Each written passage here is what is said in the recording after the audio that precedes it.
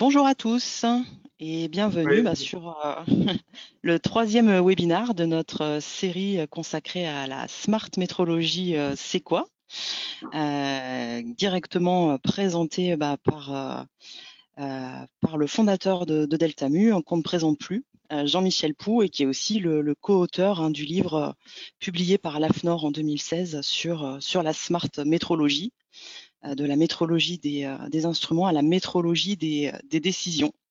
Donc aujourd'hui, on va s'intéresser plus particulièrement à la thématique des incertitudes de mesure, un sujet passionnant qui nous tient à cœur depuis de nombreuses années chez Deltamu et qui est un vrai facteur de maîtrise des risques. Donc Jean-Michel va vous expliquer tout ça en détail tout à l'heure. Moi, comme à l'habitude pour tous nos webinaires, donc il sera disponible en replay dès demain, normalement sur notre chaîne YouTube.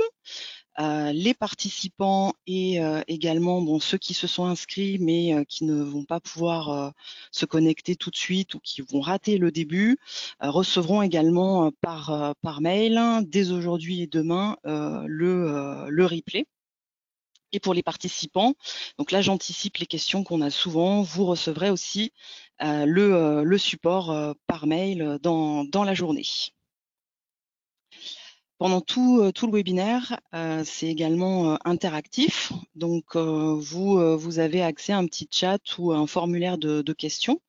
Donc n'hésitez pas à poser des questions. Moi en back office, j'essaierai d'y répondre, et si c'est pas le cas, ou si les réponses demandent à être un petit peu plus argumentées, on aura un petit temps d'échange à la fin du webinaire pour que Jean-Michel puisse répondre en direct à vos questions. Mais également, si on n'arrive pas à répondre à toutes les questions, on se fera un plaisir aussi d'écrire un article qui sera aussi disponible sur notre blog pour que tout le monde puisse avoir les réponses aux questions posées. Donc, comme à l'habitude, je vais prendre juste une minute pour rappeler à ceux qui ne connaissent pas encore très bien ce que fait Deltamu. Ensuite, je laisserai la parole à Jean-Michel qui a beaucoup de choses à vous dire sur les incertitudes. Et je reprendrai le micro à la fin, simplement pour vous donner quelques prochaines dates. Donc là, c'est l'avant-dernier webinaire sur la Smart Métrologie. Le prochain est en mai. Et on a d'autres choses en réserve dont j'aimerais vous parler pendant quelques secondes. Donc chez Deltamu, effectivement, donc on est installé en Auvergne, à côté de Clermont-Ferrand, à Cournon, dans des locaux tout neufs. On serait ravis de vous accueillir. Donc si vous passez dans le coin, n'hésitez pas à venir nous voir. Et on est spécialisé en métrologie. Donc, on est notamment l'éditeur du logiciel de métrologie Optimu, qui a pour objectif d'accompagner les métrologues dans leur quotidien pour leur faire gagner du temps sur la gestion du parc d'instruments de mesure, mais également pour mettre en place tous les outils qu'on défend depuis des années chez Deltamu sur la maîtrise des risques, par le biais de l'optimisation des périodicités d'étalonnage, les calculs d'incertitude et également des méthodes telles que le MSA. Donc il y a plusieurs modules qui sont disponibles. On met pas mal de ressources disponibles sur notre chaîne YouTube ou sur notre site web si vous voulez voir des vidéos, mais rien ne vaut une vraie démo. Donc on est aussi à votre disposition si vous voulez avoir une présentation personnalisée des fonctionnalités du logiciel. On se fera un plaisir au sein de l'équipe de vous présenter tout ça et de vous mettre à disposition aussi, si vous le souhaitez, une version d'évaluation gratuite. On propose aussi des formations en métrologie sur différentes thématiques, donc notamment sur les incertitudes de mesure, le sujet qui nous intéresse aujourd'hui. On a d'ailleurs une session de formation en interentreprise dans nos locaux au mois de mai, du 17 au 19 mai prochain. Donc c'est l'occasion de faire d'une pierre deux coups. Si vous voulez venir nous voir et progresser sur le sujet des incertitudes de mesure, c'est l'occasion. Et enfin, on a aussi de nombreux experts chez Deltamu qui se proposent d'accompagner les industriels ou les laboratoires dans la mise en place des stratégies de smart métrologie sur les calculs d'incertitude, les optimisations, la préparation des certifications. Donc, on est à votre disposition pour mettre tout ça en place. Mais trêve de bavardage, maintenant je vais donner la parole à Jean-Michel.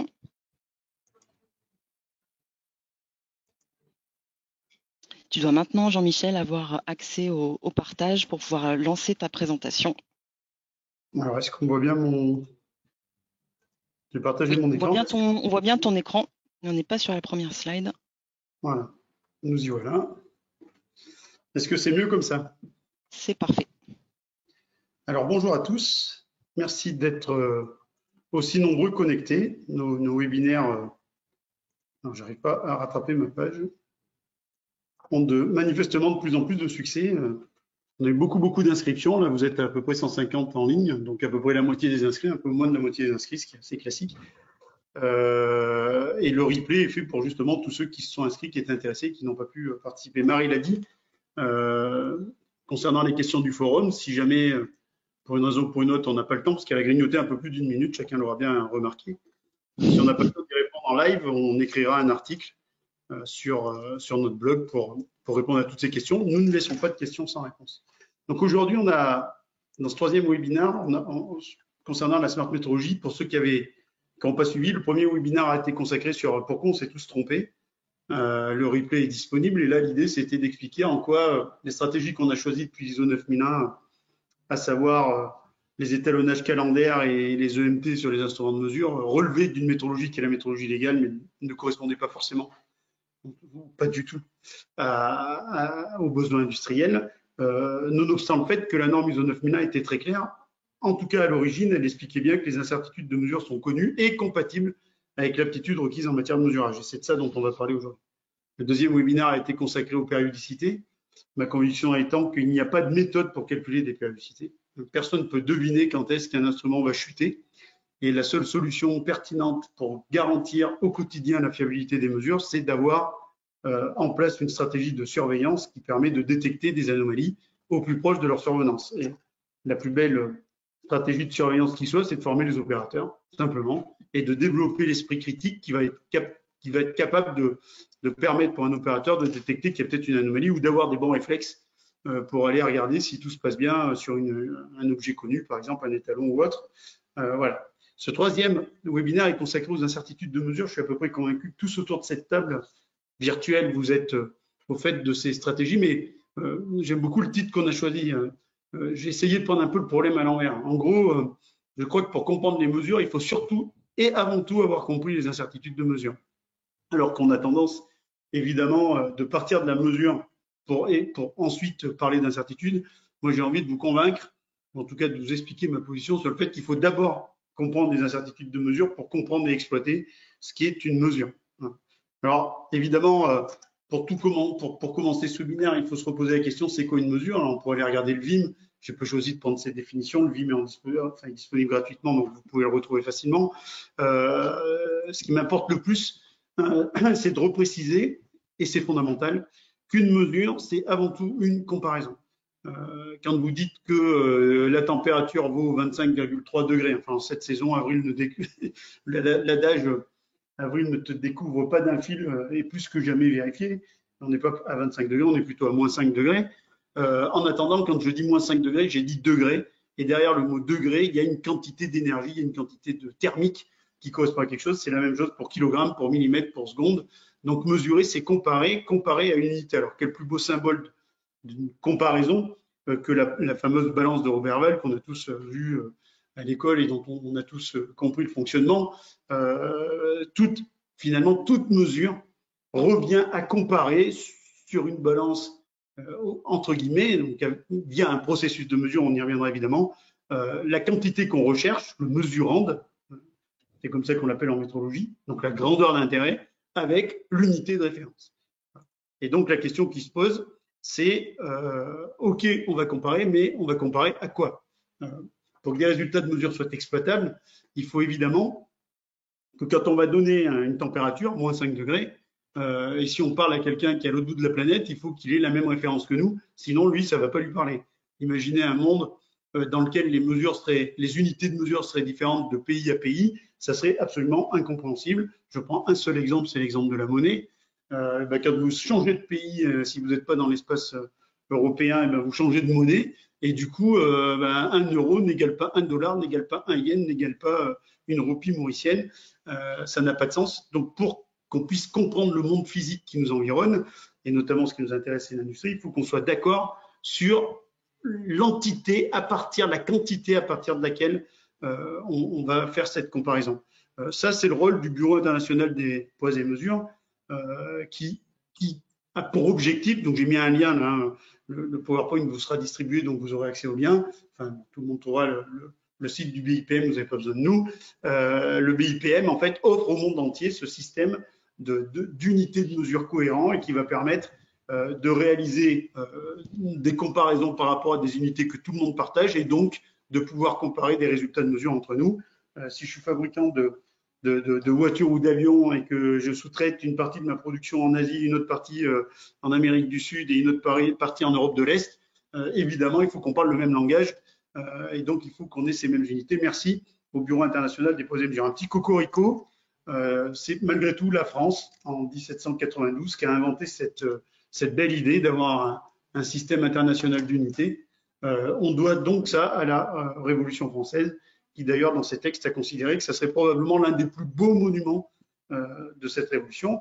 Et force est de constater qu'encore aujourd'hui, tout cela fonctionne, tout cela évolue, tout ça vit, et c'est grâce à ça qu'on peut comparer des données de mesure et se comprendre d'un bout à l'autre de la planète. Alors, pour réaliser cette comparaison, pour réaliser donc cette mesure, cette évaluation du mesurant, pour caractériser ce qui nous intéresse, si on était dans un monde parfait, là je reprends l'adage que vous connaissez sûrement, c'est moi j'adore revivre en théorie parce qu'en théorie tout se passe bien. Dans un monde parfait, on a un mesurant parfait. Là je prends l'exemple d'un alésage parce que tout le monde peut comprendre ce que c'est, un cercle. On a tous vu ça, ce modèle à l'école. Mais les mesurandes, c'est n'importe quoi. C'est une température dans un frigo ou dans une enceinte climatique. C'est une concentration d'un vaccin dans un batch de production. C'est une quantité de réactifs dans une solution. Enfin, voilà. Donc, si la concentration du vaccin était la même dans tout le batch, on aura un mesurant parfait. Si la température était la même dans toute l'enceinte climatique, on aura un mesurant parfait. Et voilà, avec des si, on met Paris en bouteille. Pour réaliser une comparaison parfaite, il faudrait aussi un instrument parfait. J'y reviendrai tout à l'heure, mais un instrument de mesure, c'est quoi? C'est un objet fabriqué par l'industrie pour réaliser la comparaison entre les étalons internationaux et les quantités à déterminer. Comme toute production industrielle, elle est soumise à des dispersions, donc aucun instrument ressemble à un autre instrument, ce qui nous fait penser tout de suite que, évidemment, cet instrument parfait est théorique, parce qu'en réalité, on ne saura jamais fabriquer des instruments parfaits. Il faudrait avoir des méthodes de mesure parfaites, donc là encore, on ne va pas discuter autour de ça, mais c'est assez illusoire. Il nous faudrait un opérateur parfait. J'avais ce souvenir d'enfance de Robin des Bois qui mettait toutes les flèches dans le même trou. Donc là, on voit la deuxième flèche, elle vient couper la première flèche parce que j'atteins toujours le centre de la cible. On verra que ça ne va pas être facile. Et tout ça, ça doit se passer dans un environnement parfait. Chacun d'entre vous, évidemment, sait que, pour prendre l'exemple le plus simple qui soit, quand je veux mesurer la dimension d'une pièce mécanique dans une matière acier ou autre, alu, plastique, enfin qu'importe, cette dimension-là, cet objet va évoluer en fonction de sa température. Donc, dans un environnement parfait qui serait bloqué à 20 degrés tout le temps, on n'aurait pas de problème. En revanche, et on aurait une comparaison parfaite, en revanche, dans la réalité, notre mesurande va être imparfait. Il n'existe pas dans la nature de cercle parfait. Le cercle, c'est un modèle théorique que nos ordinateurs et que nos mathématiciens connaissent, mais dans la vraie vie, on ne sait pas fabriquer des cercles. On fabrique des trucs qui ressemblent à des cercles. Et quand on fabrique des trucs qui ressemblent à des cercles, ces trucs-là, des patates, alors plus ou moins patatoïdes, il y a des patates qui ressemblent vraiment beaucoup à des cercles, mais ça coûte très, très cher à réaliser. Ces patatoïdes ne peuvent pas être définis, par exemple, par un diamètre. Suivant là où je vais vouloir observer ma patate, je n'aurai pas le même diamètre et donc, du coup, je vais avoir des doutes, je vais avoir de la dispersion, je vais avoir de la variabilité parce que le mesurand est imparfait. Il en est de même évidemment dans l'enceinte climatique. Si je mets mon capteur de température en haut à gauche, en bas à droite, au milieu, au centre ou n'importe où dans l'espace, il n'y a aucune raison de penser qu'on va avoir rigoureusement la même température homogène dans tout le volume représenté par l'enceinte climatique. Il en est de même pour la concentration des vaccins et ainsi de suite. Il faut se faire à l'idée que tous nos mesurants sont imparfaits. Nos instruments sont imparfaits, je l'ai dit, c'est des objets fabriqués par l'industrie. Alors l'industrie s'attache évidemment à faire le plus parfait possible. Il n'empêche qu'à l'impossible, personne n'est tenu. On ne fait pas la perfection. On y reviendra tout à l'heure, mais vous le savez, les instruments sont imparfaits et c'est pour ça qu'on les étalonne. C'est en fait pour essayer d'évaluer leur imperfection de manière à savoir si ces imperfections sont de type systématique et qu'on peut les corriger ou si elles sont de type plutôt aléatoire et qu'on va être obligé de les subir tout comme on subit l'imperfection du mesurant et tout comme on va subir l'imperfection de l'opérateur. Donc là, vous voyez, j'ai pris un exemple de cible avec un tireur d'élite. Un tireur d'élite, même s'il s'entraîne toute la vie à tirer comme il faut, là, vous voyez les impacts de balles dans la cible. Elles ne sont pas comme Robin des Bois, elles ne sont pas toutes dans le même trou. Nos opérateurs amènent de la dispersion dans le processus de mesure. Et du coup, cette dispersion, il va falloir qu'on la maîtrise, c'est-à-dire qu'on forme nos opérateurs. Et ça, c'est mon grand drame depuis l'ISO 9000 que j'ai vu naître. On s'est beaucoup concentré aux instruments de mesure qui eux-mêmes ont fait l'objet d'une attention toute particulière de la part de leurs fabricants et on a juste oublié quand même qu'il fallait former les opérateurs. Je pense qu'un bon service métrologie est un service qui commence par qualifier ses opérateurs, s'assurer qu'ils savent mettre en œuvre les méthodes de mesure, même si elles sont imparfaites, doivent être mises en œuvre de façon convenable, de manière à limiter les dispersions. Alors, je sais qu'on forme des gens dans les laboratoires d'étalonnage.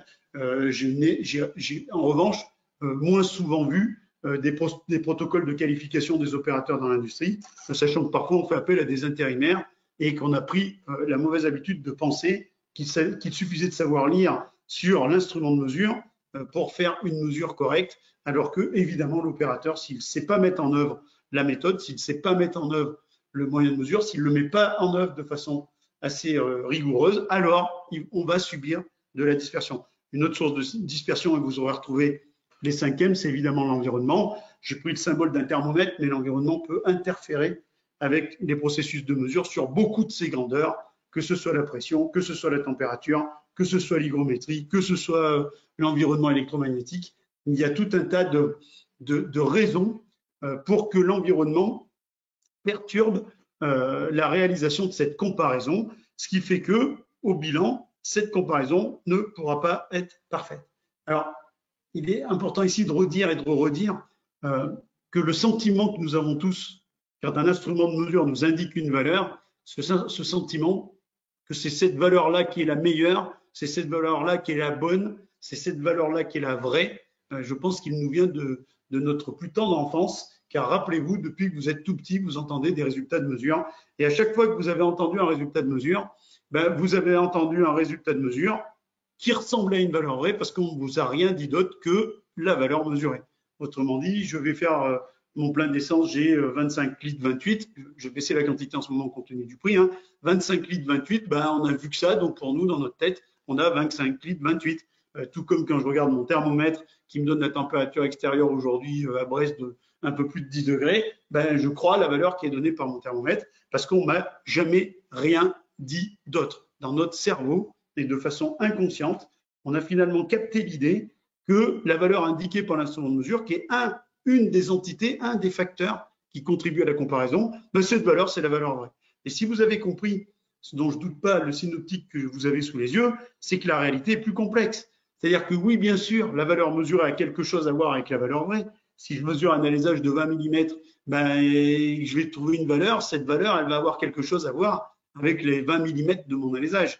Mais cette valeur que je vais mesurer, ce n'est pas la valeur vraie, puisque en fonction de là où je vais mesurer mon alésage ou là où je vais prendre mon point de température, je vais avoir une erreur à cause de l'inhomogénéité, à cause de l'imperfection du mesurant. Et puis, je vais aussi avoir une erreur qui va se produire puisque mon instrument n'est pas parfait. Donc, quand j'ai une valeur mesurée, je tombe au hasard sur une graduation, c'est-à-dire sur une des valeurs possibles affichables par mon instrument de mesure. Et sur cette graduation-là, mon instrument, il fait une erreur parce que c'était impossible de mettre la graduation de l'instrument pile au bon endroit. Donc, j'ai cette petite erreur, petite ou grande d'ailleurs, qui va venir s'immiscer dans ma mesure pour entacher la valeur vraie et donc faire une valeur mesurée qui ne sera pas rigoureusement égale à la valeur vraie. On aura évidemment une erreur liée à l'opérateur. Vous voyez les impacts de son tir. L'opérateur, il a fait le maximum pour viser le centre de la cible, c'est-à-dire pour trouver la valeur vraie. Mais il y a des mises en œuvre, des difficultés, des paramètres qui font qu'on a une dispersion. Les spécialistes d'entre vous savent qu'on appelle ça la répétabilité. La répétabilité, c'est pas que le fait de l'opérateur, hein, c'est bien le fait de tout le processus de mesure. Néanmoins, l'opérateur y contribue évidemment. Et puis, on va avoir une erreur liée à la méthode. Je ne vais pas rentrer dans ces détails des méthodes qui des fois induisent des erreurs par rapport à des méthodes de référence. Et puis, évidemment, des erreurs liées au milieu. Alors, ces erreurs-là, qui se réalisent au moment où on va réaliser une mesure, eh ben, elles viennent entacher notre valeur mesurée, enfin notre valeur vraie, d'une quantité, et c'est cette quantité qui fait l'objet de toute notre réflexion autour des incertitudes de mesure. Si cette quantité pouvait être connue, autrement dit, si l'erreur liée au mesurand était de type systématique, si l'erreur liée à l'instrument était de type systématique, si l'erreur liée à l'opérateur était de type systématique, et vous m'avez compris, si l'erreur de la méthode était de type systématique et également l'erreur du milieu de type systématique, alors on pourrait faire la somme algébrique de ces erreurs pour trouver l'erreur de mesure qu'il nous suffirait de soustraire à la valeur mesurée pour obtenir la valeur vraie. Et dans ce cas-là, on serait dans un monde parfait où on peut quantifier correctement les mesurands. Le problème, c'est que ce n'est pas tout à fait comme ça que ça se passe. Comme vous l'avez vu, mon mesurand est imparfait. Donc, suivant la position que je vais prendre pour faire la mesure de mon diamètre ou le point de température que je vais prendre dans mon enceinte ou encore le prélèvement que je vais faire dans mon batch, eh ben, je vais avoir une erreur de type aléatoire qui m'interdit l'idée de penser que je vais pouvoir la connaître, donc la corriger. En fait, je vais avoir un phénomène aléatoire qui fait qu'au moment de ma mesure, je vais être à un endroit en particulier, dans des conditions particulières, et ce caractère aléatoire, il est vrai pour le mesurand, mais il est évidemment vrai également pour l'instrument de mesure, il est vrai également pour l'opérateur, il est vrai également pour la méthode et il est vrai également pour le milieu. Donc on est confronté à un vrai problème, c'est que les erreurs qui se propagent dans le processus de mesure sont de type aléatoire. Alors on verra que quand on est de type aléatoire, on peut évidemment avoir un effet systématique qu'on peut corriger, mais on va aussi de toute façon subir un caractère probabiliste qui fait qu'à un moment, au moment de la mesure, il se passe des choses. Je suis à une température donnée, avec un opérateur donné, avec un instrument donné, et ces choses-là de type aléatoire, eh ben, c'est elles qui nous ont conduit à définir le concept de incertitude de mesure. Alors, vous connaissez tous l'incertitude de mesure, vous connaissez le GUM, vous connaissez probablement les essais interlaboratoires, vous connaissez aussi possiblement la définition du VIM. Alors, de vous à moi, la définition du VIM, du mot incertitude de mesure, c'est un de mes plus grands regrets du VIM. C'est absolument incompréhensible par le commun des mortels. Nous, chez Delta Mu, nous préférons, et très largement, une définition qu'on peut résumer et qui marche absolument dans tous les cas. L'incertitude de mesure, c'est la loi de probabilité des erreurs de mesure. Voilà. Et c'est quoi une loi de probabilité? On va faire quelques simulations pour le comprendre. Là, Marie, j'ai besoin de toi. Est-ce que tu vas voir apparaître mon fichier Excel de simulation? Je suis désolé. Oui, oui, ça marche.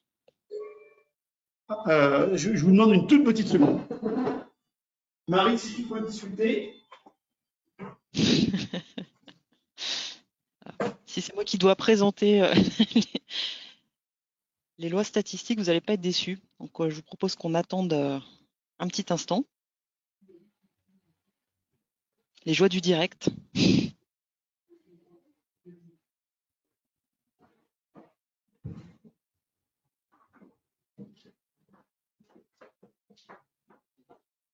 Pardon, c'est les joies du télétravail. Est-ce que c'est bon? Donc, Marie, tu me confirmes, vous avez bien l'écran? C'est bon. Alors, c'est bon. Dans le diaporama, j'ai remis un lien vers le premier webinaire qu'on avait fait au début de la période du confinement. Alors, Marie disait qu'on en était au 3e sur la smart métrologie, c'est vrai, mais depuis 2020, je crois qu'on en a fait une petite vingtaine sur des sujets divers et variés. Vous pouvez tous les retrouver sur notre chaîne YouTube. Ça, c'était le premier sur le minimum des outils statistiques à comprendre et à connaître pour comprendre les incertitudes de mesure. Vous pouvez le retrouver en replay.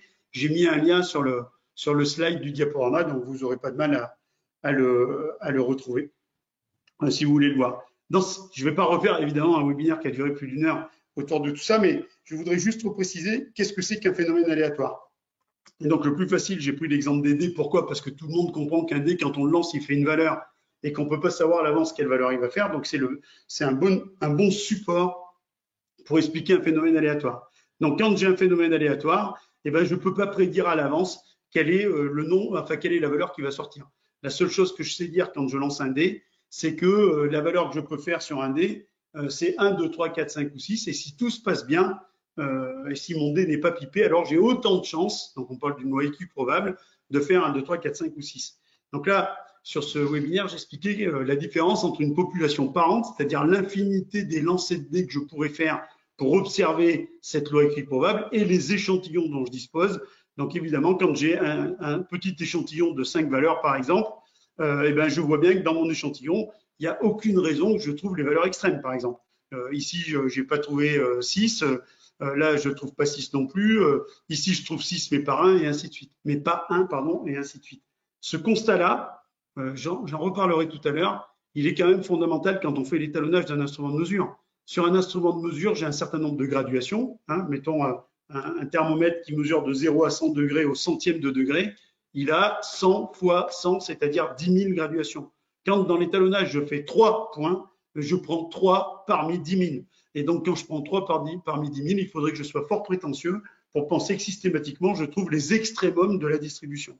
Donc, les objets statistiques qu'on va utiliser vont nous permettre, grâce notamment aux écarts types, à deviner ce qu'on n'a pas vu. Et malheureusement, en étalonnage, on n'en est pas encore tout à fait là et on est encore trop déterministe, à savoir, j'ai fait 5 points, je regarde l'écart le plus grand et je crois que j'ai compris mon instrument de mesure. Évidemment, ce n'est pas possible. Pour comprendre notre instrument de mesure, il faudrait multiplier les points, donc les graduations qu'on observe, de manière à observer la loi de probabilité. Donc, une loi de probabilité, c'est quoi? Ben, c'est ce que vous avez sous les yeux. C'est une figure, une forme qui représente l'ensemble des valeurs possibles du phénomène. Donc là, quand c'est un dé, l'ensemble des valeurs possibles, c'est 1, 2, 3, 4, 5 ou 6, et leur probabilité d'apparition. Et là, on voit qu'on a une loi uniforme parce que globalement, on a autant de chances de voir 1, 2, 3, 4, 5 ou 6. Ça, c'est matérialisé par les histogrammes. Alors évidemment, 10 000, c'est beaucoup mieux que 3, mais c'est pas parfait parce que si je relance ma simulation, vous voyez, pour le 1, là, j'ai 1628, et si je refais une simulation, évidemment, je n'aurai pas 1628. Donc même avec 10 000, je suis dans un environnement échantillonné car je n'ai pas l'infinité des valeurs possibles d'une infinité de lancers de 1 dé. Ça, c'était la première remarque. Donc 1 dé, ça varie entre 1 et 6 de façon équiprobable. Après, dans le webinaire, je montre ce qui se passe quand on mélange 3 dés. Alors, si je fais comme tout à l'heure, je prends 5 points, ben, je vois un histogramme qui est un échantillon des valeurs possibles du lancer de 3D. Par contre, pour voir la réalité de ce qu'est un lancer de 3D, ben, je reprends 10 000 comme tout à l'heure, et là, je vais voir une forme totalement différente. Cette forme, que vous connaissez tous et qu'on appelle une loi normale, en fait, elle s'explique parce que quand on mélange des phénomènes aléatoires, ici j'attire votre attention sur le fait que j'ai mélangé un phénomène uniforme qui était matérialisé par un dé et un autre phénomène uniforme qui est matérialisé par un dé et un autre phénomène uniforme qui est matérialisé par un dé, ben quand je mélange ces 3 lois uniformes, alors j'obtiens une loi normale. Alors accordez-moi maintenant, si je prends 6 dés, c'est-à-dire par exemple 2 lois normales ou 6 lois uniformes, ben, j'obtiens encore une loi normale. Autrement dit, c'est une des propriétés assez magiques des événements cumulés, conjugués, quand on mélange plein de trucs ensemble, sous certaines conditions sur lesquelles je ne vais pas revenir aujourd'hui, ce n'est pas l'objet. Cette distribution, donc les erreurs, les sommes, donc vous voyez bien, je reviens à la somme de mes petites erreurs, ces erreurs, en fait, vont avoir normalement, dans une grande majorité des cas, très probablement, vont se distribuer suivant cette loi-là. Ça veut dire quoi? C'est-à-dire que quand je mets en œuvre mon processus de mesure, ben les erreurs qui viennent des cinquièmes, si je résume au cinquième, des fois il y en a plus, il y en aura moins, peu importe, ces erreurs qui viennent des cinquièmes, en fait, en s'additionnant, comme vous l'avez vu dans le slide tout à l'heure, ben, l'addition possible de ces erreurs se distribue souvent suivant cette loi normale. C'est la théorie sur laquelle s'appuie le GUM pour définir les incertitudes de mesure. Et d'ailleurs, quand on superpose la loi normale théorique qui est donnée par l'équation que vous avez là avec l'histogramme obtenu par simulation numérique sur le lancer des dés, ben on voit bien que les deux courbes se ressemblent. Alors, c'est un problème d'échelle pour que ce ne soit pas rigoureusement fité l'une sur l'autre, mais en tout cas, en termes de surface, elles se ressemblent.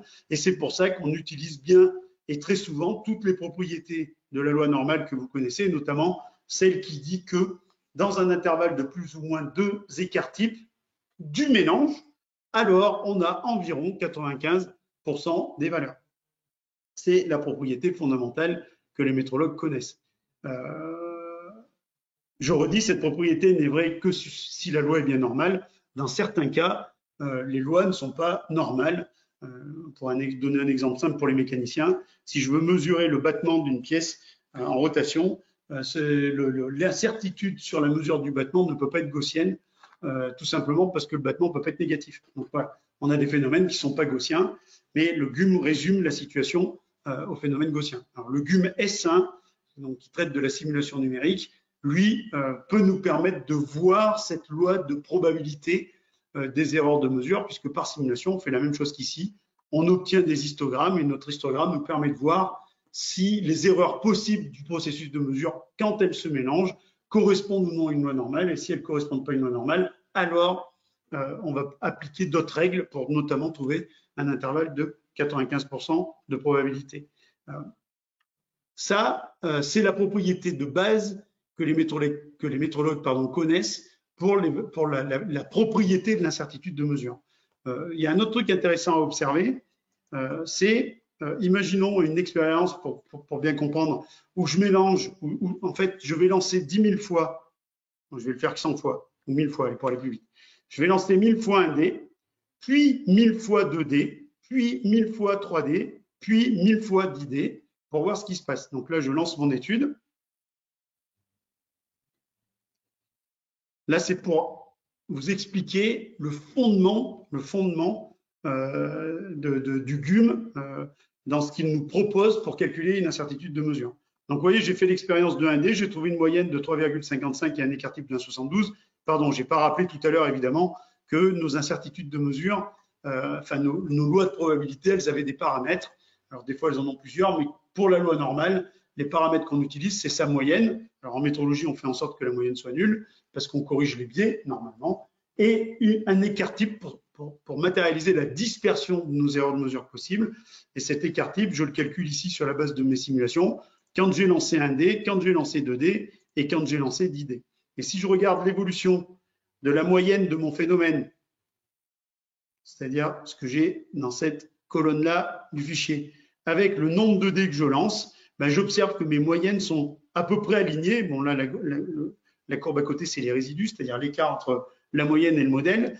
On voit sur l'échelle d'à côté qui sont tout petits, nos résidus, hein, ils sont sur l'axe secondaire, et nos moyennes semblent alignées, et on remarque que l'équation nous donne une moyenne, enfin une valeur égale à 0 si j'ai pas de D, ce qui paraît logique, et un coefficient directeur de la droite qui passe par les moyennes, qui est égal, grosso modo, à la moyenne de 1D. La moyenne de 1D, en théorie, c'est 3,5, pardon, 7 plus 1, 6 plus 1, pardon, divisé par 2. Et donc, on voit ici une propriété fondamentale des phénomènes statistiques, c'est l'addition des moyennes.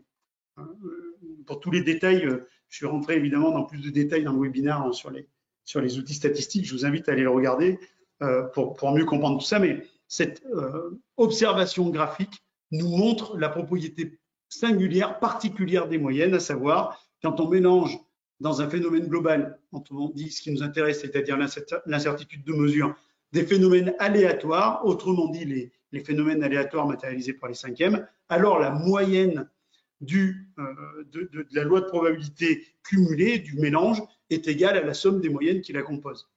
Donc le GUM n'insiste pas assez là-dessus dans la mesure où il considère que tout ce qui est de type systématique est corrigé, donc les moyennes sont de type systématique, elles sont corrigées. Dans la vraie vie, ce n'est pas toujours le cas. Et donc, quand on ne peut pas corriger les moyennes, on sait que la moyenne de notre incertitude de mesure, donc notre biais des erreurs de mesure, pardon, sera égale à la somme des biais, des facteurs qui contribuent à la comparaison dont on parlait tout à l'heure. Qu'est-ce qu'il en est des écarts types? Ben, sur les écarts types, on voit que ça ne marche pas. C'est-à-dire que si je prends l'écart type des échantillons que j'ai observés, ben, je vois bien qu'ils ne sont pas rigoureusement alignés comme c'était le cas des moyennes. Mes moyennes, la droite matérialisait bien les choses, mais ici, une droite, ça ne matérialise pas ce qui se passe quand on mélange des écarts types. D'ailleurs, l'ordonnée à l'origine, ici n'est pas égal à 0. Ça supposerait que quand on lance 0 dés, on a quand même un écart type, donc on a quand même une dispersion, ce qui est assez contre-intuitif parce que physiquement, si je lance pas de dés, j'ai pas de dispersion. Donc on voit que ce modèle linéaire, il marche pas bien avec les écarts types. En revanche, si je prends le carré de l'écart type, en statistique qu'on appelle la variance, eh ben, on voit que l'alignement est mieux respecté et on observe par l'équation de la droite qu'effectivement, l'ordonnée à l'origine est proche de 0. On a fait un webinaire aussi sur la modélisation pour expliquer pourquoi on n'a pas 0 strictement ici, puisqu'on est aussi dans un phénomène d'échantillonnage. Et on voit que le coefficient directeur de la droite, il est l'ordre de grandeur de la variance de 1D. Ça veut dire quoi? Ben, globalement, ça veut dire que les variances s'additionnent. Donc, je vais revenir maintenant à mon PowerPoint. Marie, tu me dis si c'est bien revenu à l'écran. Oui, c'est bon, c'est OK. Donc, en gros, quand on va mélanger tout ce bazar, d'où nos facteurs, ben, on a compris là que le mélange, quel que soit le type de loi qu'on mélange, si on en a assez, je le redis sous certaines conditions, la résultante sera gaussienne, de moyenne égale à la somme des moyennes et de variance égale à la somme des variances. Autrement dit, l'écart type égale la racine carrée de la somme des variances. Ça, c'est toute la théorie du GUM. Alors, dans le GUM S1, on ne fait pas exactement ça, puisqu'on va simuler chacun des facteurs et on va regarder la loi de probabilité des erreurs de mesure. Et dans les essais interlaboratoires décrits dans la série des normes ISO 5725, alors là, on va traiter par une grande méthode de type A la problématique des incertitudes de mesure, mais on va finir par obtenir à peu près la même chose. En gros, une variance globale de notre processus de mesure, qui est la somme des variances. Et puis, quand on a la chance d'avoir soit des matériaux de référence dans l'ISO 5725, soit des étalons quand on fait des mesures, on va aussi pouvoir estimer un biais. Notez sur cette figure, ce qui est fondamentalement important, c'est que notre gaussienne, qui est représentée, qui représente les erreurs de mesure possibles, n'est pas centrée sur la valeur mesurée. Vous voyez bien que cette erreur de mesure qui se réalise à chaque fois qu'on fait une mesure, ben, je ne vois pas pourquoi systématiquement elle ferait 0 pour qu'on puisse penser que cette valeur, que c'est la valeur mesurée qui est au centre de l'intervalle d'incertitude. En réalité, ce qui est au centre de l'intervalle d'incertitude, c'est la valeur vraie. Alors, soit on ne la connaît pas, mais on verra tout à l'heure qu'on peut essayer d'améliorer notre connaissance sur cette valeur vraie. C'est la valeur vraie qui est au centre de l'incertitude de mesure. Et l'incertitude de mesure autour de la valeur vraie représente les valeurs mesurées possibles du mesurand compte tenu des erreurs liées à tous les facteurs qui contribuent à la comparaison. C'est une véritable révolution copernicienne. À force d'écrire nos résultats de mesure, valeurs mesurées plus ou moins U, on a intégré l'idée fausse que l'incertitude se distribue autour des valeurs mesurées. Or, il est clair que l'incertitude se distribue autour de la valeur vraie, voire la valeur vraie plus le biais de mesure, et en aucun cas autour de la valeur mesurée. La valeur mesurée, c'est une réalisation parmi toutes les réalisations possibles d'une mesure, d'un mesurand donné qui a une valeur vraie donnée, sachant toutes les causes d'incertitude autour de cette comparaison. C'est fondamental de comprendre ça. Alors, on va reprendre un petit exemple. Alors, ouais, je parle d'abord de l'incertitude, enfin de la partie étalonnage, pour après aller voir les conséquences que tous ces constats, à quelles conséquences ça nous amène. Cette figure est bien connue des gens qui nous suivent chez Delta Mu, parce que ça fait des années qu'on l'utilise. En fait, un instrument de mesure, on l'a dit tout à l'heure, je l'ai dit tout à l'heure, c'est une succession de traits de graduation. Donc, à l'idéal, vous le voyez ici, les graduations, elles seraient toutes pile poil au bon endroit. Et tout ça, c'est merveilleux, c'est le monde des bisounours, puisque en théorie, tout se passe bien. La réalité, c'est quand on va fabriquer chacune de ces graduations, parce qu'à un moment ou à un autre, on les produit. Et évidemment que le fabricant, il ne fabrique pas des graduations qui collent les unes derrière les autres, mais si je reste dans un schéma, schématiquement, notre fabricant d'instruments de mesure, il fabrique des graduations.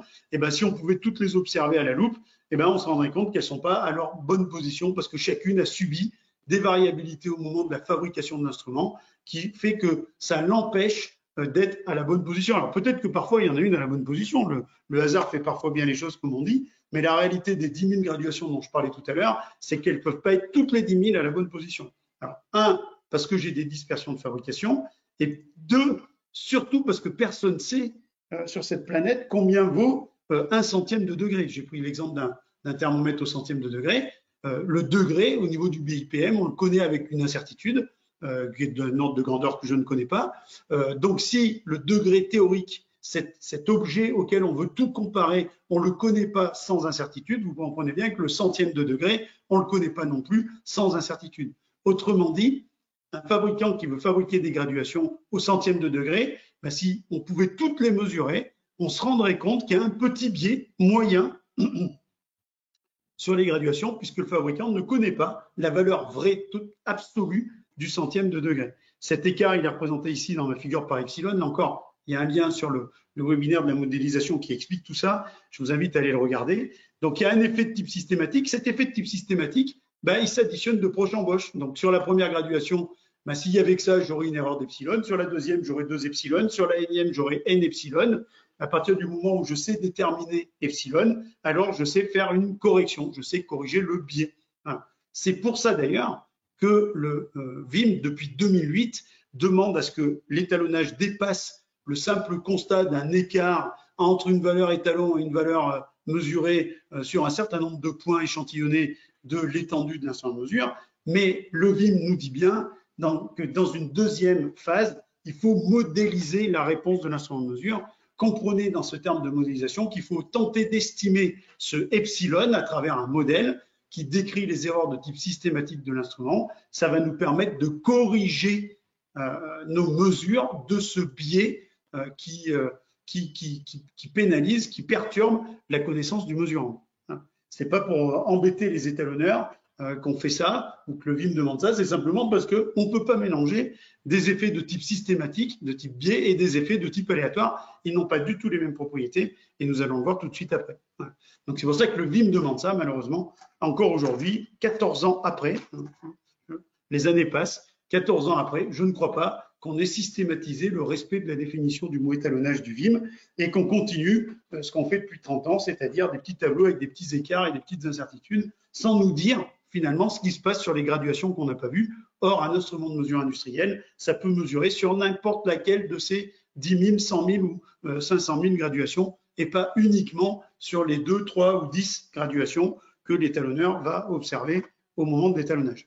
Donc, c'est important de comprendre cette distinction entre le biais qu'on peut corriger et après chaque petite graduation, c'est matérialisé ici par cette gaussienne, a sa propre petite erreur du fait de la variabilité qui se produisait au moment de la fabrication de l'instrument. Et ça, cette part aléatoire qui vient de l'instrument de mesure, on sera obligé de la subir comme on subit les autres caractéristiques aléatoires, c'est-à-dire l'imperfection du mesurant, l'imperfection de l'environnement, l'imperfection de l'opérateur.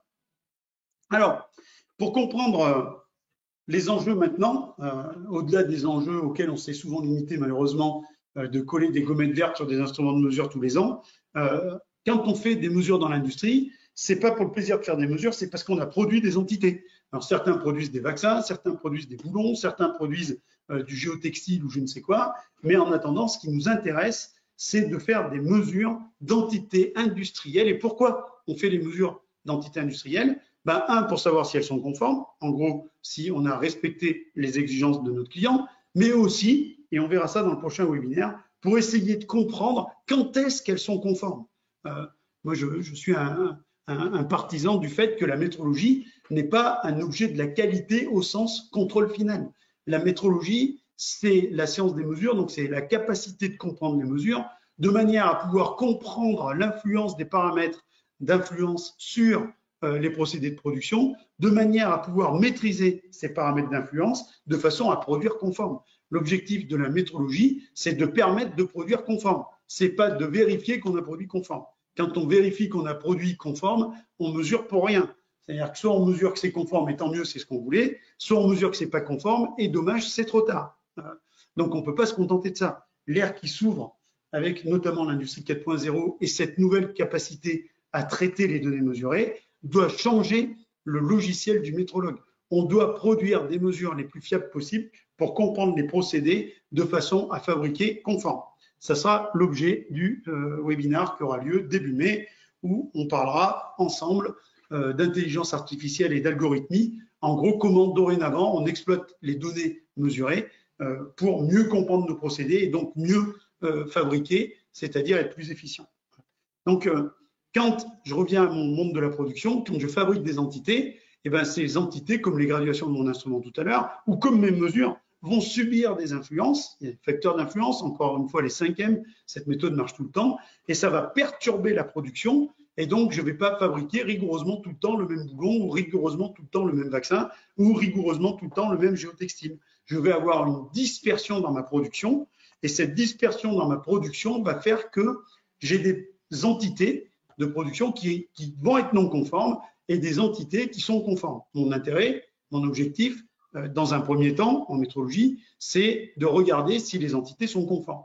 Alors là, on a eu une révolution avec un document qui date de 2012, qui s'appelle le JCJM 106. On a aussi fait un webinaire sur cette question. Je vous renvoie vers notre chaîne YouTube, et qui a introduit un truc qui est tout simple. On aurait dû y penser avant. Hein. Quand on regarde l'incertitude de mesure centrée sur la valeur mesurée, le risque, ce qu'on appelle le risque, c'est qu'on regarde quelle est la portion de la gaussienne qui dépasse de la spécification pour calculer quelle est la probabilité que la valeur vraie soit dans cette surface-là qui a dépassé la spécification. Mais je le redis, et le JC, c'est pas moi qui l'ai inventé, hein, c'est le JCGM 106, donc un document qui émane des groupes de travail du Bureau international des procédures, c'est-à-dire ceux qui écrivent le VIM et le GUM, c'est-à-dire la plus haute instance internationale concernant la métrologie, à ne pas confondre avec une norme qui, elle, est l'objet d'un consensus entre quelques individus qui tombent d'accord sur un sujet, ce qui ne leur donne pas raison. J'ai eu l'occasion de critiquer un certain nombre de normes, et je continuerai à le faire. En revanche, des documents de la haute teneur scientifique de ce qui émane du WG1 et du WG2, c'est beaucoup moins discutable, critiquable. Donc, dans ces instances-là, on a dit une chose qui est complètement évidente et que vous avez à l'écran, c'est que ce qu'on appelle le risque client, c'est-à-dire de livrer une entité non conforme à notre client, c'est pas simplement de regarder cette gaussienne dont je parlais tout à l'heure, c'est de calculer, de regarder quelle est la probabilité de mesurer conforme une entité non conforme. Parce que pour livrer une entité non conforme à notre client, comme c'est écrit à l'écran, encore faut-il que le procédé la fabrique. C'est-à-dire que même si je mesure comme un cochon et que je maîtrise absolument pas mes mesures, et ben, si le procédé ne fabrique pas d'entité non conforme, parce que lui, il est super maîtrisé, super répétable, super performant, alors j'ai beau mesurer tout ce que je veux, je n'ai pas d'entité non conforme, donc je n'ai pas de risque client. C'est une révolution pour les métrologues.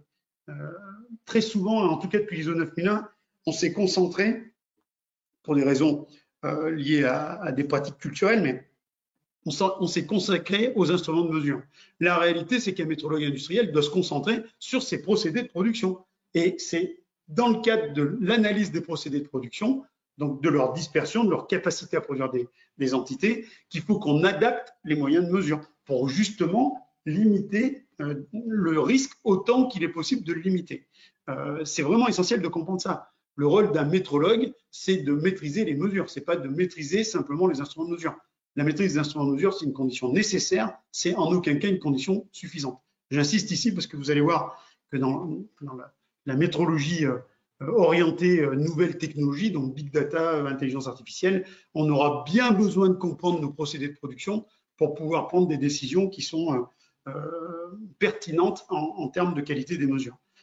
Je reviens sur mon slide, donc, ce JCGM 106 qui est devenu une norme internationale, hein, l'année de son édition, donc c'est aussi une norme, parce que l'ISO a fait un copier-coller du JCGM 106, elle l'a appelé ISO IEC Guide 98-4, qui a ensuite été traduit en français. Elle nous explique ça, que le risque, c'est de mesurer non conforme, le risque client, de mesurer non conforme, pardon, une entité qui est en réalité non conforme, et non pas simplement ce qui déborde de la gaussienne, qui serait centré sur la valeur mesurée. Le JCGM 106 dit absolument pas ça. Je vous invite à aller le regarder et de voir aussi et de consulter le FDX 07039, qui est une approche pédagogique de ce guide, qui est théoriquement un peu compliqué, il faut le reconnaître. Ce guide, il définit aussi ce qu'on appelle le risque fournisseur. Le risque fournisseur, c'est le contraire, c'est-à-dire le risque de déclarer non conforme une entité conforme. Donc là encore, on a discuté dans nos précédents webinaires de la sémantique risque client et risque fournisseur. C'est tout à fait discutable et vous comprendrez aisément que si le fournisseur il déclare trop souvent non conforme des entités qui sont conformes, soit il va agir sur des entités conformes pour rien parce qu'elles étaient conformes, soit, il faut le dire entre nous, personne ne nous écoute, il va bidonner ses valeurs pour pouvoir faire passer sa livraison en croisant les doigts pour que ça marche. Et en général, ça marche très bien. J'imagine que certains d'entre vous ont déjà vécu ces expériences-là. Je viens d'avoir un témoignage, moi, où c'est même un patron d'entreprise, de grande entreprise, je ne sais même pas s'ils sont pas au CAC 40, qui a demandé à ce qu'on bidonne les valeurs. Quand même, c'est quand même assez fabuleux. Donc ça arrive. Voilà. Je ne dis pas que ça arrive tout le temps, mais ça arrive. D'ailleurs, c'est assez contrariant pour ce dont on va parler après, l'exploitation des data dans l'univers des algorithmes de l'intelligence artificielle. Voilà. Donc je vous invite à réfléchir beaucoup à cette notion de risque fournisseur, parce qu'en réalité, le risque fournisseur, c'est le client qui le paye, soit parce qu'on lui donne des valeurs, soit parce qu'on refait des choses sur les pièces inutiles. Ça fait partie du coût de revient, ça a un impact écologique, et du coup, c'est pas très efficient. Et donc, il faut que le métrologue se saisisse de ces questions-là pour optimiser, pour maîtriser ces risques, et de façon à ce que contractuellement, ils soient managés. Alors, pour se rendre compte de ce phénomène, Marie, est-ce que tu me confirmes que vous avez bien l'Excel à l'écran? Oui, oui, je confirme. Voilà, donc là, on va vous le fournir aussi. Hein. Marine, excuse-moi. Marie, tu me confirmes qu'on envoie l'Excel aussi avec le PowerPoint ou pas? Oui, alors ça fera partie du parcours d'approfondissement, j'expliquerai tout à l'heure, mais effectivement, l'envoi est prévu demain, avec le replay effectivement de notre tout premier webinar sur les outils statistiques au service de la métrologie. Ok, bon ben parfait. Alors, pour expliquer rapidement ici les enjeux, ici, dans le guide, dans le JCGM 106, on parle de la loi a priori. Alors, pas rentrer dans tous les détails, mais en gros, c'est si j'étais Dieu, je pourrais connaître la réalité des valeurs que produit mon procédé, de la valeur des entités que produit mon procédé. Autrement dit, je connaîtrais la valeur vraie des entités que je produis. Alors la valeur vraie, je sais que c'est un concept un peu compliqué dans le VIM, on le met de côté. Nous, industriels, c'est pas vraiment la valeur vraie qui nous intéresse, c'est ce qu'on pourrait appeler la valeur fonctionnelle. Autrement dit, quand je fabrique des bouchons de stylo, je me moque vraiment de la valeur vraie du diamètre du bouchon. En revanche, je m'intéresse au fait que le bouchon soit fonctionnel avec le stylo, c'est-à-dire ni trop petit ni trop grand. Donc il existe bien quelque part une valeur qui assure la fonctionnalité de l'entité. Et donc si je pouvais connaître cette valeur, si j'étais Dieu, alors je pourrais définir sa loi de probabilité. Là, je prends un exemple simple d'un modèle gaussien. Dans le webinaire sur les simulations numériques, on a expliqué comment on pouvait faire autre chose que du gaussien, mais pour comprendre les enjeux, je vais ici simuler des valeurs vraies gaussiennes. Donc ça, on peut imaginer que mon procédé, il a produit cette valeur, qu'il a produit celle-ci, qu'il a produit celle-là, qu'il a produit encore celle-là, et ainsi de suite, jusqu'à toutes les valeurs que le procédé produit. Si j'ai des spécifications, alors je sais dire si cette valeur vraie est conforme ou pas conforme. Alors je vois ici 10,09 ou 0,88. Quand on a une limite, une tolérance maxi à 10,08, alors évidemment, l'avis de cette valeur vraie, elle est non conforme. Autrement dit, la cote fonctionnelle de mon bouchon, là, va pas permettre d'assurer le bouchage du stylo. Alors, si c'est un bouchon de stylo, c'est pas grave. Si c'est une pièce critique de moteur d'avion, ça commence à être plus compliqué parce que peut-être que l'avion, il va pas atterrir sur l'aéroport, mais dans un champ, et auquel cas, ça sera moins rigolo pour les passagers. Voilà. Donc, si j'étais Dieu, je peux connaître les valeurs vraies et je peux connaître leur état. Le problème, c'est que je ne suis pas Dieu. C'est que pour mesurer cette valeur vraie, je vais mettre en jeu un processus de mesure, donc une comparaison. Et cette comparaison, elle m'amène un biais et une incertitude type. Alors, j'ai paramétré ici comme ça. Et je rajoute donc à la valeur vraie, en D2, d'accord, une erreur de mesure possible du fait des facteurs d'incertitude qui se mélangent et qui produisent eux aussi une loi normale dont j'ai pu caractériser le biais et l'écart. Et donc, cette valeur mesurée, c'est celle qui est à ma disposition pour déclarer la conformité. Elle me permet de dire si c'est conforme ou non conforme. Alors là, je vois que ma valeur mesurée, 10,27, elle est non conforme. Je dirais que tout va bien, sauf maîtrise du procédé de production, mais quand je vois non conforme alors que la réalité est non conforme, alors je n'ai pas d'erreur de décision et ma pièce est bien non conforme. En revanche, ici, vous voyez que ma pièce est conforme, et ici, à cause de la mesure, je la vois non conforme. C'est typiquement ce qu'on appelle un risque fournisseur. Et puis ici, ma pièce est non conforme. Et là, je la vois conforme. Donc, c'est typiquement ce que j'appelle un risque client. Alors, c'est de la simulation numérique. Si je relance ma simulation, je vais trouver d'autres valeurs, d'autres combinaisons. Je vais simuler la vraie vie qui tient compte des erreurs de mesure et donc qui va me permettre de voir le nombre de fois où je me trompe. Alors, le nombre de fois où je me trompe, c'est quand je trouve RF ou quand je trouve RC. C'est ce que je demande ici à Excel de chercher. D'aller me chercher le nombre de fois où il a trouvé RC, je divise par le nombre de valeurs, et le nombre de fois où il a trouvé RF, et je divise par le nombre de valeurs.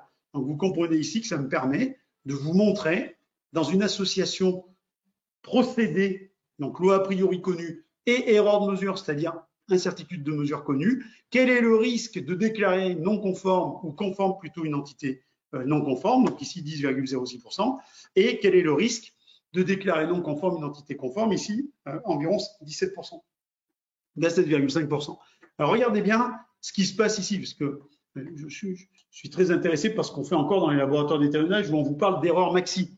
Erreur maxi tolérée. C'est absolument insupportable à mes oreilles et je vais vous expliquer pourquoi. Ici, c'est insupportable parce que suivant que l'erreur maxi dont on parle soit de type aléatoire ou de type systématique, ça change tout. Alors regardez là, j'ai considéré, mettons qu'il y ait l'instrument de mesure, qu'il n'ait pas de biais et qu'il y ait une incertitude type de 0,06. Voilà les risques que ça génère compte tenu de ma configuration. Maintenant, imaginons que ce soit l'inverse.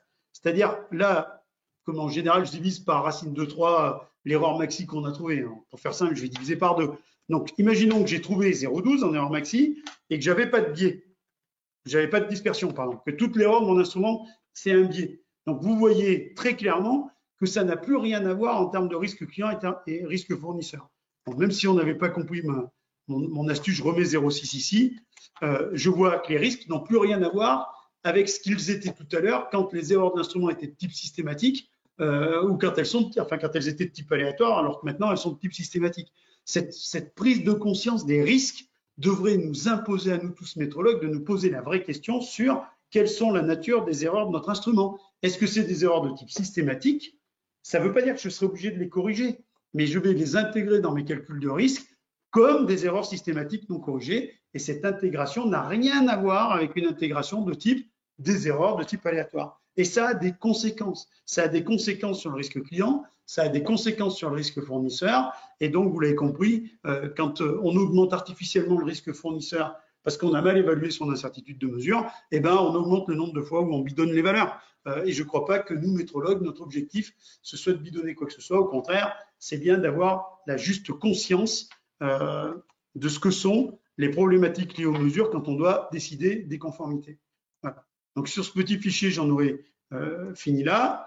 Je reviens sur mon PowerPoint. Marie, tu me confirmes, c'est bon? Oui, c'est bon. Donc dans le parcours pédagogique dont Marie vous dira ce que c'est tout à l'heure, vous aurez accès à ce petit fichier, vous pourrez vous amuser. Et évidemment, je me tiens à votre disposition, en tout cas chez Deltamu, mais moi aussi à titre personnel. Je suis sollicité à peu près tous les jours sur LinkedIn par des gens qui me posent des questions. N'hésitez pas à m'en poser, j'aurai plaisir à vous répondre. Donc ça, c'est la première problématique des erreurs de mesure. On l'a bien compris, les comparaisons sont imparfaites, on a des erreurs de mesure. Ces erreurs de mesure induisent des erreurs dans les décisions et des risques liés aux décisions. Et pour calculer ces risques, on a besoin et de connaître l'incertitude, mais aussi de s'intéresser à nos procédés de production. Autrement dit, pour ceux qui font de la MSP, c'est pas la MSP d'un côté, indépendamment des métrologues et les métrologues de l'autre. Je ne vois pas comment on peut faire de la MSP sans faire de la métrologie, et je ne vois pas comment on peut faire de la métrologie à ce niveau-là sans être intéressé à la MSP. Voilà. Donc il faut qu'on trouve notre place dans ce système-là. La deuxième chose, et là qui va nous intéresser, je l'ai dit tout à l'heure, dans le nouveau monde, dans l'industrie 4.0 ou encore l'industrie du futur, c'est cette capacité, on verra dans le prochain webinaire, des algorithmes à mieux comprendre les causes de variabilité qui viennent perturber les procédés de production.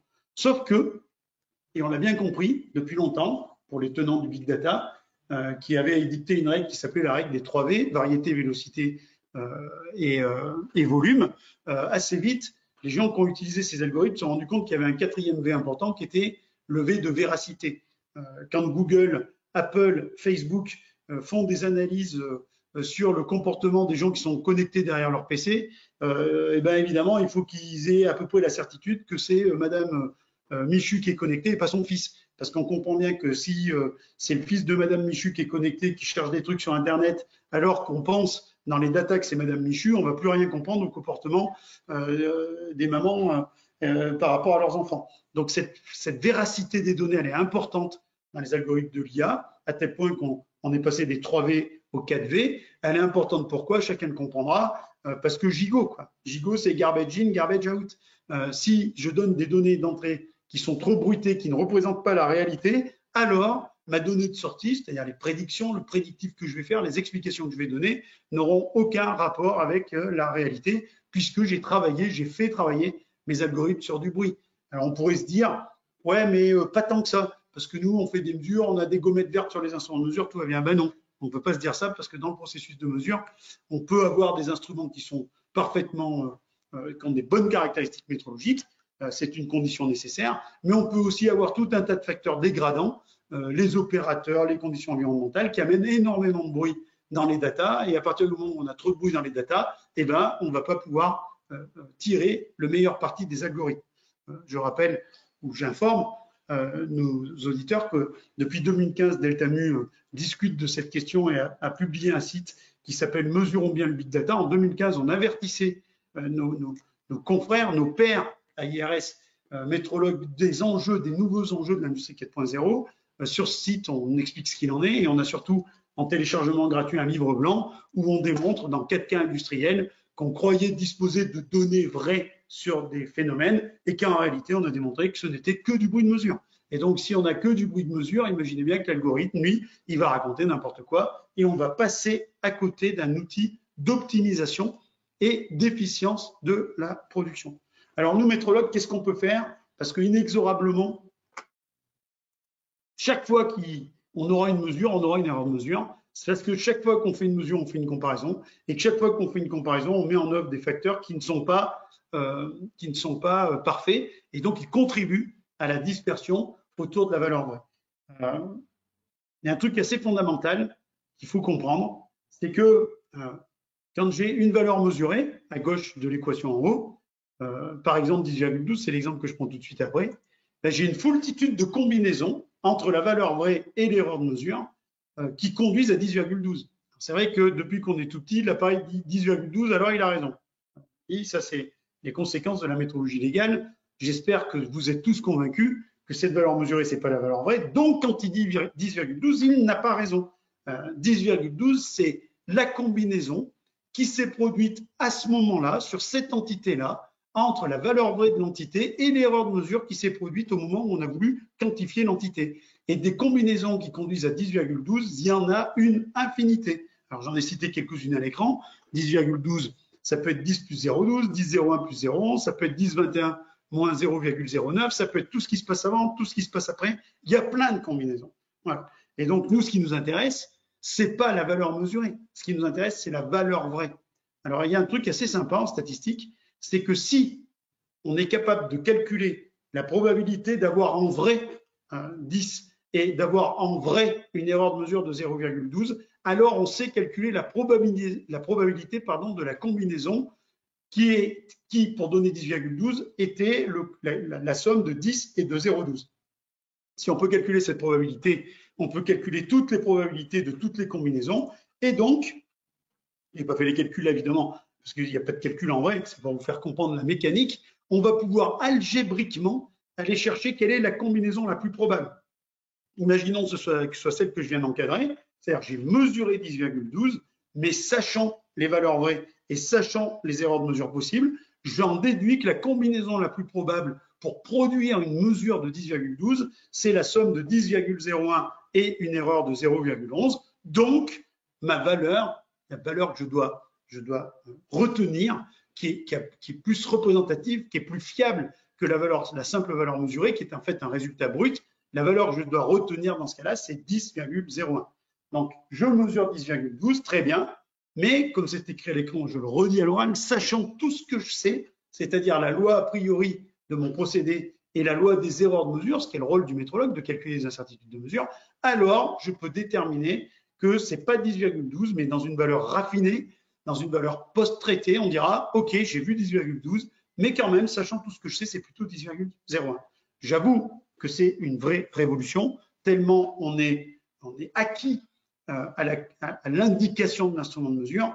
Rappelez-vous simplement que si on a ce réflexe de croire ce qui est porté sur l'instrument de mesure, c'est simplement parce que depuis qu'on est tout petit, on s'est contenté de cette valeur et qu'on la considérait vraie.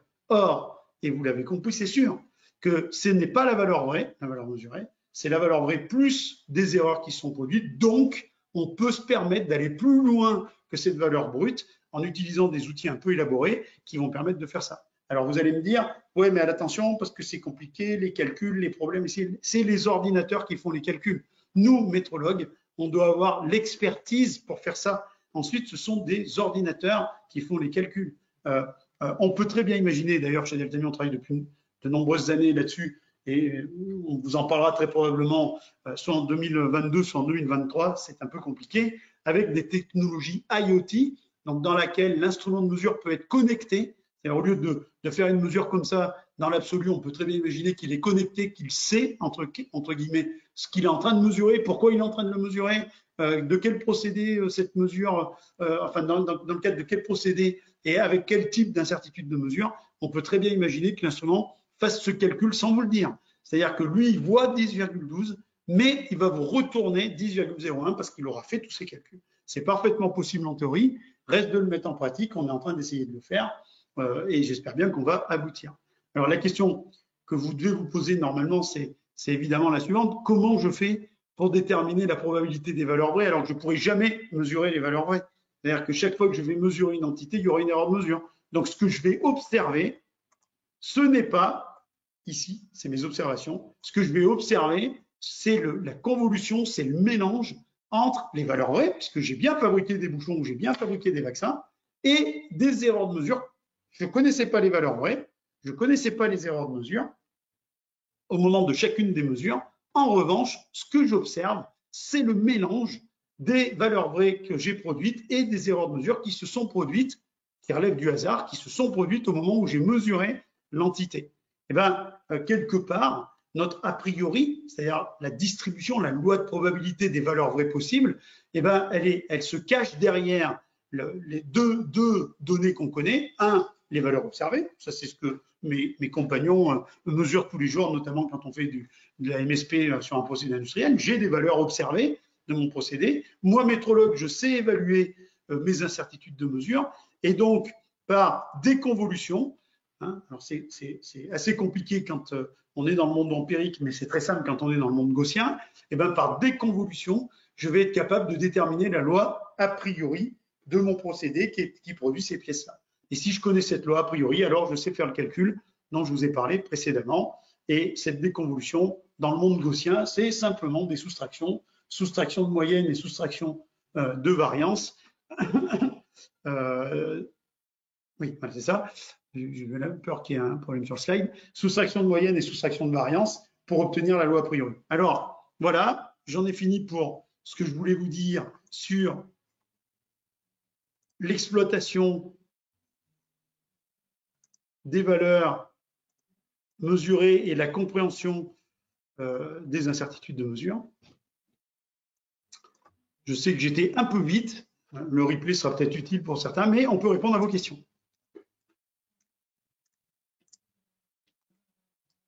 Marie. Alors, en effet, on a eu quelques questions, alors notamment sur les outils qui peuvent être utilisés pour faire ces calculs d'incertitude de mesure.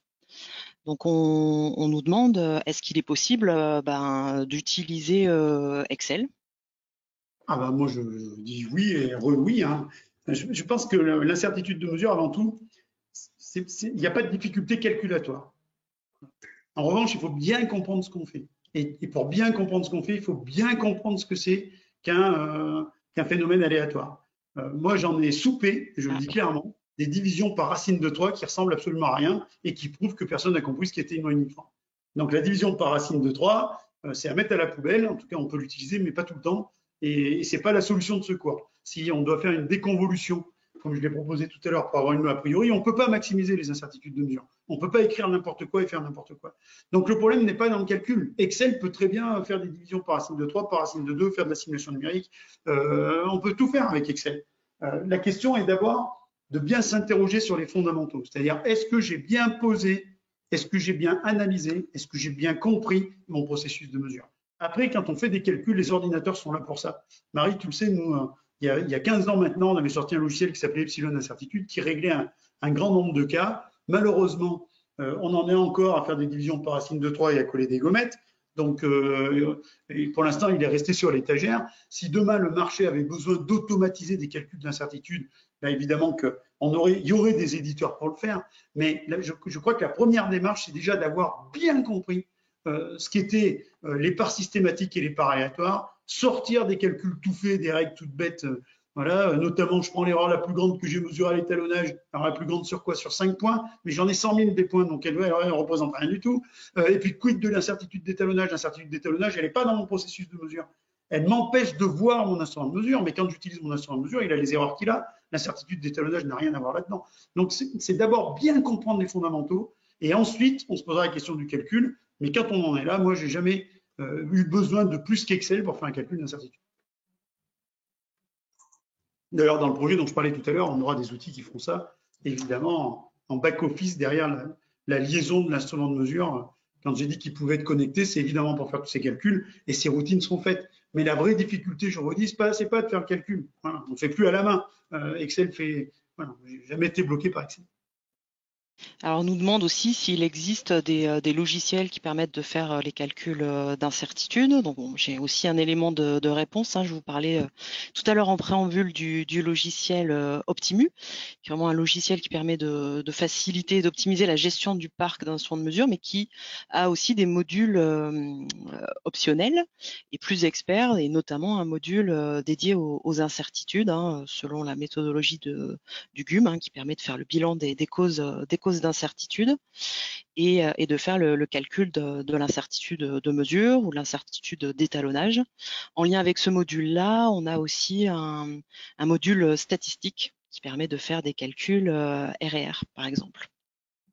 Donc, dans le cadre du parcours d'approfondissement qu'on va vous proposer à la suite de ce webinaire, effectivement, on pourra vous mettre à disposition, pour ceux que ça intéresse, une version d'évaluation gratuite du logiciel Optimu pour vous permettre aussi de tester ces fonctionnalités. Alors, on nous demande aussi, on va prendre peut-être une dernière question, parce qu'il est déjà 12h10. On nous demande un petit peu quelles sont les différences qui existent entre les différentes méthodes d'évaluation des incertitudes, entre le GUM, entre Monte-Carlo, entre les comparaisons interlabos. Alors ça, c'est une question très très intéressante qui mérite des heures de discussion. En tout cas, pour simplifier, on cherche tous la même chose, à évaluer la loi de probabilité des erreurs de mesure. Je sais que le VIM ne l'appelle pas comme ça, mais pour moi, c'est la vraie définition univoque, elle marche tout le temps. Une loi de probabilité, ça a une forme, ça décrit la probabilité de telle ou telle erreur, c'est exactement ça, une incertitude de mesure. Donc, on cherche cette loi de probabilité. Dans le GUM, simple, on utilise la propriété que j'ai pas redémontrée, mais que je vous ai permis d'observer avec la simulation Excel, additivité des moyennes, additivité des variances. Mais là encore, les variances qu'on va injecter, les moyennes qu'on va injecter dans le calcul, si elles racontent n'importe quoi, si on s'est trompé ou si on en a oublié une, c'est bien beau de nous dire la méthode des cinquièmes. Voilà, moi, j'ai des expériences multiples dans lesquelles il y a des causes d'incertitude qu'on ne soupçonnait pas. Et c'est parce qu'on a fait des expériences ou parfois de la sérendipité, donc en faisant un truc par hasard, on s'est rendu compte qu'il y avait une cause d'incertitude. Si, quand je fais du GUM, je ne pense pas, j'oublie une cause qui peut être importante. J'ai eu un exemple dans une grosse boîte du pharmaceutique où on m'a dit l'incertitude c'est un chiffre d'or. Après on m'a dit ah non mais les opérateurs ben non ils vont trouver la même chose. Et puis quand on a fait ce qui n'avait pas été fait avant, un test de répétabilité reproductibilité sur une méthode qui était un peu complexe, on a expliqué que la variabilité des opérateurs expliquait le chiffre d'or dont on parlait sur l'incertitude de mesure qui elle-même était obtenue par essai interlaboratoire. Donc le GUM il utilise des propriétés statistiques. C'est un principe statistique à usage des métrologues, c'est parfait. En revanche, l'inconvénient, c'est que si j'oublie des causes ou si je les quantifie mal, on pourrait donner des multitudes d'exemples. Ça va pas être le débat, ça va pas être possible tout de suite. Je vais raconter n'importe quoi. Voilà, j'ai un vieux souvenir un peu violent en 94, le COFAC. À l'époque, j'étais responsable d'accréditation d'un labo du marché, nous avait félicité chaleureusement pour tout ce qu'on avait fait comme étude d'incertitude sur les appareils à dimension variable. Mais à la fin, ils nous ont dit ça change tellement de choses que pour l'instant, on ne change rien. C'était en 1994, on est en 2022, ils n'ont toujours pas changé. Ça fait 30 ans donc qu'on répète les mêmes bêtises, alors qu'on avait démontré il y a 30 ans que c'était pas ça. Et ça nous conduit à des absurdités. Mais tout le monde est content, on continue comme ça, c'est très bien. Donc ça, c'est le problème du GUM, c'est qu'il y a beaucoup d'a priori. On peut se tromper on peut oublier des causes, on peut se tromper sur leur amplitude, on peut se tromper sur leur loi de distribution, on peut se tromper sur leur nature, entre des effets systématiques et des effets aléatoires. Si on ne se trompe pas, ça donne une bonne approximation de la loi des erreurs de mesure. Si on se trompe, ça raconte n'importe quoi. Le GUM est sain, c'est la même chose que le GUM, sauf qu'on n'utilise pas la loi de propagation. Donc c'est les données d'entrée, garbage in. Si j'ai mal fait mon analyse des facteurs d'influence de leur loi et de leurs paramètres, ben dans la simulation, je vais obtenir n'importe quoi. Voilà, donc là encore, c'est pas un problème de simulation numérique. On a vu que sur Excel, on pouvait le faire facilement dans le webinaire consacré à ça. C'est plus un problème de qualité des données d'entrée. Et enfin, la troisième solution, c'est les essais interlaboratoires, comme tu as évoqué. Alors là, en fait, les essais interlaboratoires, c'est quoi? C'est une super méthode de type A. C'est-à-dire, en fait, on fait jouer tous les facteurs puisque on va tenter de mesurer la même entité dans plusieurs laboratoires. Si je fais ça dans plusieurs laboratoires, j'ai changé les opérateurs, j'ai changé les moyens, j'ai changé les environnements, j'ai même parfois changé les méthodes, et je vais avoir des datas qui, elles, je ne peux pas expliquer le pourquoi, encore qu'avec une ANOVA, je peux le faire, donc confère ISO 5725-3. En revanche, et je crois que c'est Christophe qui avait fait une conférence là-dessus, plus ou moins au dernier congrès international de métrologie, même si j'ai beaucoup de data, je ne vais pas en avoir suffisamment pour voir la vraie loi de probabilité. Parce que si j'ai un essai, nous on en fait chez Deltamu, quand on a une dizaine de participants, 15 participants qui font chacun 3 mesures, ça fait 45 mesures. Enfin, je simplifie très vite. Avec un échantillon de 45 valeurs, je ne vois pas une loi de probabilité. Voilà. Donc je peux calculer une moyenne, je peux calculer un écart type, mais si je ne connais pas la loi de probabilité, alors je ne peux pas calculer une probabilité. Voilà. Donc c'est un vrai sujet. Ça demande énormément d'énergie, énormément de compétences. Et il y a un truc qui est sûr, c'est qu'industriellement, on fait des mesures tous les jours. Et donc, quand on fait des mesures tous les jours, on voit des choses. On avait pu démontrer dans un billet, par exemple, qu'on a publié sur le blog et qui est passé dans la revue Contrôler ces mesures, que les laboratoires d'étalonnage pourraient ne pas faire d'études de répétabilité, mais analyser et étudier les données qu'ils observent quand ils font des étalonnages, parce que c'est rare quand on fasse un étalonnage, on fasse qu'une seule mesure d'un point, on en fait souvent 2, 3, 4 ou plus, et ben en observant sur chaque instrument qu'ils étalonnent l'écart entre les deux mesures, on est capable de déterminer la répétabilité, donc d'aller de collecter des données et d'avoir une meilleure appréhension, une meilleure connaissance des lois de probabilité et de ces paramètres. Donc, il y a une vraie compétence à développer, une vraie compréhension de ce qu'est cette comparaison dont je parlais en introduction, une vraie compréhension de ce qu'est le mélange des facteurs d'incertitude, et je ne vais pas parler de covariance, pour essayer d'optimiser notre connaissance. Mais attention, à trop en vouloir, on ne fait rien. Donc, des fois, une bonne approximation est meilleure que des années de développement où on ne trouve rien au bout. Donc, il faut aussi faire la part des choses. Le mieux est souvent l'ennemi du bien. Donc, voilà. Et chaque cas est particulier. Mais je redis, essentiel, c'est comprendre ce qu'on fait et surtout s'attacher aux causes les plus importantes. Moi, je vois même dans des normes, des exemples de calcul d'incertitude, mais c'est à hurler de rire. On met 25 causes et sur les 25, il y en a 2 qui pèsent et toutes les autres, elles pèsent 0,1%. C'est pas ça que calculer une incertitude de mesure. C'est pas aller bricoler le pouillem, ça n'a absolument rien à voir. Ce qui nous intéresse, c'est d'aller regarder les vrais facteurs et quelle est la forme que ces erreurs de mesure peuvent prendre. Voilà. Donc, perdons pas de temps avec les trucs complètement accessoires annexes qui pèsent que dalle et concentrons-nous sur les vrais facteurs d'incertitude. Et là, en général, on arrive quand même à trouver des choses quand on cherche. Merci Jean-Michel. Alors on a d'autres questions, donc je pense qu'on sera amené à faire un petit article pour y apporter des réponses. Donc ne vous inquiétez pas, on va prendre le temps d'étudier tout ça et de vous proposer des réponses. Pour finir ce webinaire, effectivement, on en a parlé tout à l'heure. Donc, merci à tous les participants. Vous êtes très nombreux. Et donc, on est heureux à l'issue de ces webinaires de pouvoir vous mettre à disposition aussi des ressources et des outils. Donc, notamment les fichiers Excel que vous a présenté Jean-Michel dans le cadre de ce webinaire. On vous les enverra demain, avec aussi quand même le rappel au replay de notre tout premier webinaire pour vous rafraîchir la mémoire sur tous ces outils fondamentaux en statistique. Après-demain, donc un lien sur un parcours un petit peu interactif sur les rappels aussi des méthodes et de l'évaluation des incertitudes avec un petit quiz. Pour finir, un article qui va rentrer un petit peu plus dans le détail de ce que Jean-Michel a évoqué tout à l'heure, là, sur le fameux GIGO, Garbage In, Garbage Out, avec un accès aussi sur un livre blanc, Objectif Smart Tolerancing, qu'on a coécrit en partenariat avec le site manufacturing.fr. Donc tout ça, ce sont des ressources qu'on vous mettra à disposition gratuitement et qui vont faire l'objet de l'envoi de 3 mails. Peut-être juste une toute petite précision, Marie, sur ce que tu viens de dire, sur le livre, le livre blanc de la Smart Tolerancing. En fait, ce livre a été écrit pour tenter de faire comprendre les enjeux de la métrologie. Comment on a contourné aujourd'hui tous les problèmes dont on vient de parler, parce qu'on les a contournés, on fabrique des voitures, des téléphones, des vaccins, pas de problème, ben, on les a contournés en surexigeant. C'est-à-dire que quand on a besoin de plus ou moins 1 pour que ça marche et qu'on exige plus ou moins 0,1, ben, on a toutes les chances quand même qu'en voulant mesurer plus ou moins 0,1, on va toujours réussir à tenir la cote fonctionnelle de plus ou moins 1. Donc ce réflexe qui a été pris, qu'on appelle worst case, donc pire des cas, on se met toujours dans le pire des cas, on réduit les tolérances, mais tout le monde sait bien, tous les industriels parlent de ceinture, bretelles et autres. Tout ça, c'est dans les causes de cette approche. Donc, c'est parce qu'on n'a pas compris certains trucs et peut-être qu'on les a pas compris à cause des erreurs de mesure. Et comme on les a pas compris, on a resserré les bretelles, quoi. Et donc, en resserrant les bretelles, c'est très bien, ça marche, sauf que quand ça surmarche, ça surconsomme.